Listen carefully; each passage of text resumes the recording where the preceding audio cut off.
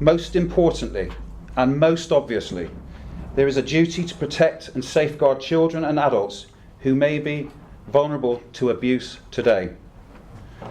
I would ask others to be mindful that when investigators received these allegations of child sexual abuse, the investigation team did not know what it did not know. It did not know the circumstances.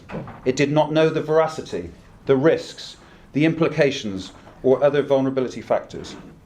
Until a proportionate, professional, and objective investigation was conducted, it would be impossible to identify and safeguard children and other vulnerable adults who may be at risk today. The safeguarding and protection of vulnerable people will continue to be our primary reason for conducting this investigation, and my team has not been diverted from this legal and professional responsibility.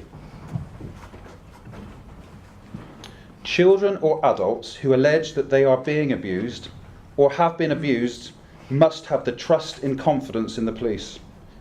They deserve to be listened to. They deserve to know that they will be taken seriously.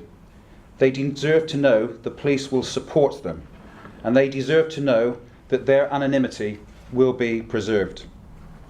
That is what I said we would do, that is what we have done, and that is what we will continue to do without fear or favour.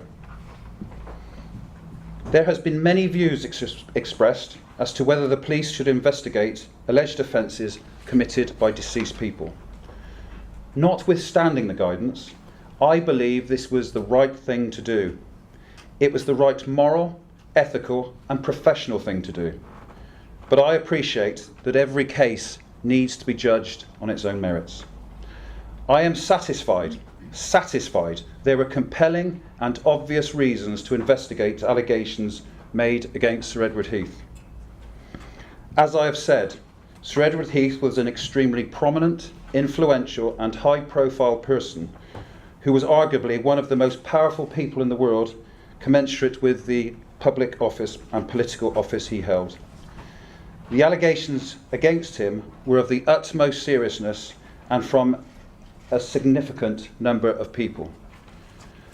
I hope people will understand that given these circumstances, it would be an indefensible dereliction of a Chief Constable's duty not to have investigated the allegations against a former Prime Minister, even though he is deceased. This report does not apportion guilt.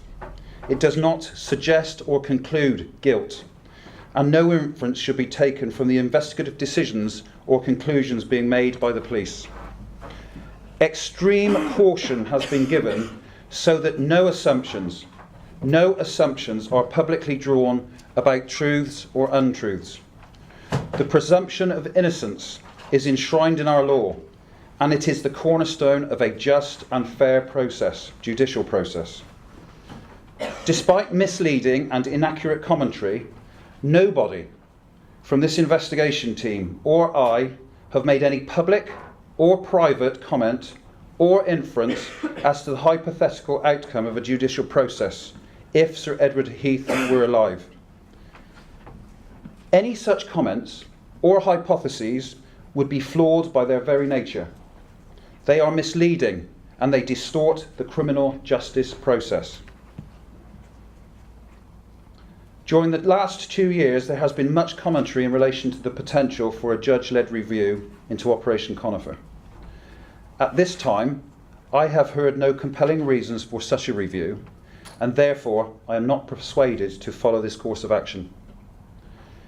As I have said, I am clear that it is not the role of the police to judge the guilt or innocence of people, and it is obvious that at the end of this investigation concerning a deceased suspect, there is no potential for a criminal trial.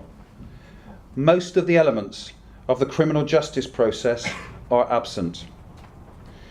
It is my view the suggestion that a retired judge or other judicial appointment could legitimately pronounce the guilt or innocence of Sir Edward Heath is ill-conceived.